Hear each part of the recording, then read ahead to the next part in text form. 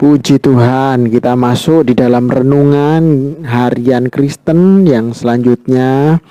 Kita tundukkan kepala, kita satukan hati. Bapa, terus bekerjalah di dalam hidup kami Tuhan. Kami mohon biarlah kehendak-Mu saja yang terjadi dalam hidup kami. Di dalam nama Tuhan Yesus. Haleluya. Amin. Salam ya. Hari ini kita akan masuk di dalam pembacaan ayat firman Tuhan yang terbuka di dalam Yakobus pasal yang keempat ayat yang kedua. Kamu menginginkan sesuatu tetapi kamu tidak memperolehnya, lalu kamu membunuh. Kamu iri hati tetapi kamu tidak mencapai tujuanmu. Lalu kamu bertengkar dan kamu berkelahi. Kamu tidak memperoleh apa-apa karena kamu tidak berdoa. Nah, satu penghambat yang memang ini menjadi penyakit. Penyakit ketika kita mempunyai sebuah tujuan. Apa itu? Iri hati. Hati yang penuh dengan iri itu sulit, kata firman Tuhan, untuk mencapai tujuan. Bahkan seseorang yang iri itu bisa menghalalkan segala cara. Orang yang iri bisa merenggut kebahagiaan orang lain hanya karena sebuah iri. Kenapa firman Tuhan katakan secara tajam, orang iri itu sulit untuk mencapai tujuan. Dikatakan di sini, tetapi kamu tidak mencapai tujuanmu. Kamu iri hati tetapi kamu tidak mencapai tujuanmu.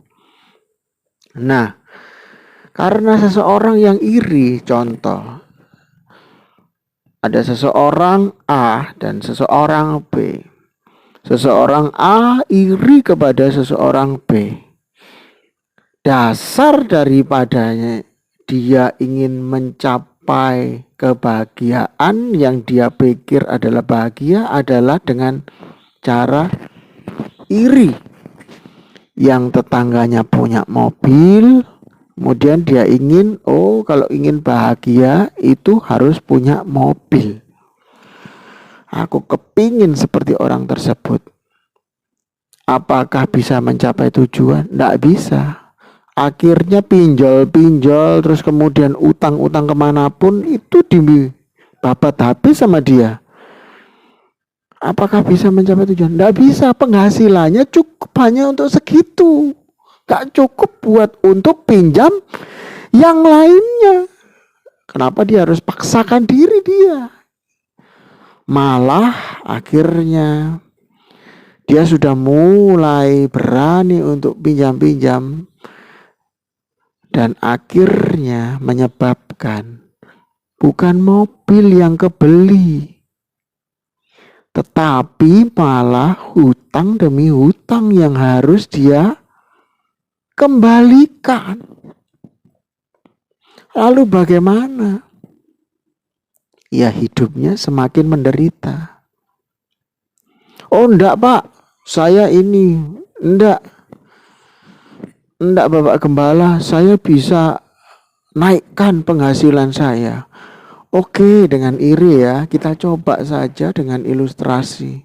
Si A ingin menyamai si B dengan iri hati. Ayat firman Tuhan sudah jelas. Jika kamu ingin berdoa, sebuah tujuan adalah doa. Doa dan permohonan dan harapan kita. Ketika kita menghadap kepada Tuhan, kamu harus mengampuni orang lain dan mengampuni diri kita. Kalau mereka pamer, ya kamu harus mengampuni. Jangan kita kemudian ingin seperti mereka. Enggak. Mereka jahat, kita jahat. Mereka pamer, kita pamer. Kita harus lebih bisa daripada dia. Terus kemudian kita munculkan hal tersebut. Dan di sini kan dikatakan gini, kamu menginginkan sesuatu, tapi kamu tidak memperolehnya. Lalu kamu membunuhlah. Kamu mulai membunuh dengan cara seperti itu. Kamu ingin mengalahkan. Mengalahkan itu kan juga membunuh. Mengalahkan dia. Terus kemudian kamu naikkan penghasilan. Tuhan gak akan pernah dengar kita. Kenapa kita sulit untuk sukses? Kenapa kita? Hati kita gak bersih. Kita penuh dengan dengki, iri pada orang lain. Firman Tuhan mencatat di sini. Oh, bisa kok orang lain itu dengan hidup seperti itu. Ini yang dimaksud ini bukan kekayaan. Kekayaan yang hanya sementara loh ya. Justru karena kita semakin iri dengki, makin banyak musuhnya. Makin banyak orang tidak suka sama kita. Tuhan sudah mengajarkan kita, kasihilah sesamamu manusia seperti dirimu sendiri. Bukan diganti dengan suka-suka ayat kita. Iri dengkilah dengan manusia seperti orang lain menaruh iri dengki kepada. Sombonglah kepada manusia seperti orang lain sombong. Tidak diganti gitu ayat. Firman Tuhan sudah benar pada posisi kebenaran. Kebenaran itu akhirnya mensejahterakan kita. Bukan hanya tercapai satu tujuan di tahun ini atau bulan ini, tetapi ini bersifat lama. Kekal. Bisakah kekal? Bisa. Kita berbahagia selama-lamanya. Bahagia di surga, bahagia di bumi.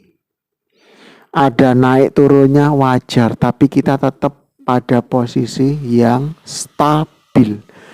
Jangan hanya keinginan kita sesaat terus kemudian kita tidak stabil, menurun kembali akibat orang lain berlaku jahat kepada kita.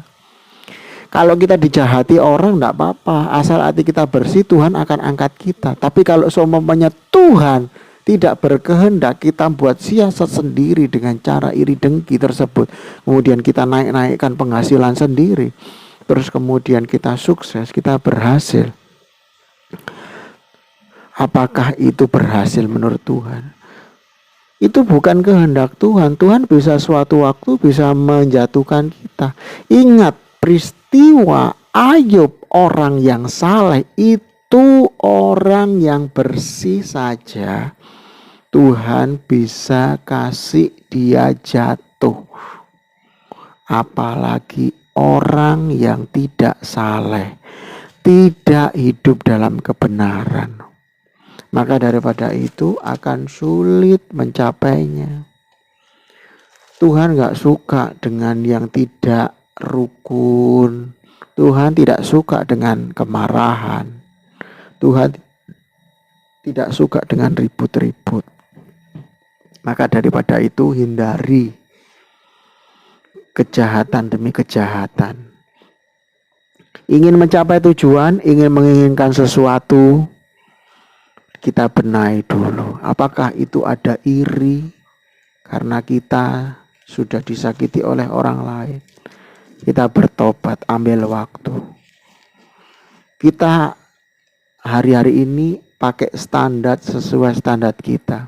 Jangan pakai harga diri orang lain ke diri kita. Sakit nanti. Oh, kita harus seperti orang tersebut. Enggak. Kita doa sama Tuhan. Tuhan, pemulihanku dicapai di level yang seperti apa? Level 3 atau level 4? Kita niru orang-orang yang sukses dengan bergelimang harta. Belum tentu. Mereka juga punya utang sendiri. Yang mungkin kalau kita dipakaikan kesuksesan mereka ke kita, kita puyeng ngurusi mereka. Mereka punya karyawan dan lain sebagainya, puyeng. Mendingan kita bahagia. Firman Tuhan katakan cukup aja. Cukup itu artinya buat bayar apapun cukup, buat bayar ini pun cukup. Itu aja, tercapai sebuah tujuan. Yang penting kita bahagia, cukup dengan apa. Kekayaan mau dihitung, ada orang kaya, ada orang yang lebih kaya, ada orang yang lebih kaya, ada orang yang lebih kaya. Tidak ada batasannya. Maka kita mau seperti apa? Cukup aja. Kita punya level yang menurut Tuhan itu cukup buat kita. Yang penting segala kebutuhan kita terpenuhi, segala mungkin kita butuh sesuatu itu terpenuhi, itu sudah cukup. Tidak usah lihat kiri, kanan, depan, belakang, tidak usah. Iri dihilangkan, itu menghambat. Firman Tuhan sudah jelas, tidak akan bisa mencapainya. Saya bacakan untuk menutup renungan pada hari ini. Kamu menginginkan sesuatu tetapi kamu tidak bisa memperolehnya. Kamu iri hati tetapi kamu tidak mencapai tujuanmu. Lalu kamu bertengkar dan kamu berkelahi. Kamu tidak memperoleh apa-apa karena kamu tidak berdoa. Jadi, kenapa kita tidak bisa mencapai tujuan kita? Saya tutup. Perlu kita tanya Tuhan. Berdoa tidak bisa dengan hati yang tidak bersih. Berdoa harus dengan hati yang bersih. Karena Tuhan itu kudus, kita datang ke tempat yang kudus, kita harus punya hati yang bersih. Singkirkan semua tujuan, hawa nafsu kita, semua hati-hati yang iri, semua kedagingan kita. Pakai sesuai dengan tujuan Tuhan dalam hidup kita. Pakai sesuai dengan rencana Tuhan dalam hidup kita. Bukan rencana kita paksakan. Amin. Bapak, Ibu, Saudara, kita tundukkan kepala. Bapak, kami mengucapkan terima kasih buat rencana-Mu yang indah dalam hidup kami. Nyatakanlah rencana-Mu dalam hidup kami. Biarlah kami takut akan Tuhan, tunduk akan Tuhan. Terima kasih. Di dalam nama Tuhan Yesus. Haleluya. Amin. Tuhan memberkati kita semuanya. Selamat malam semuanya. GPI Malongrawe, gereja-gereja lain ataupun pendengar-pendengar dari luar negeri, semuanya Tuhan memberkati kita semuanya. Selamat subuh yang mendengarkan subuh, selamat siang dan selamat sore untuk kita semuanya. Tuhan memberkati kita semuanya. Amin.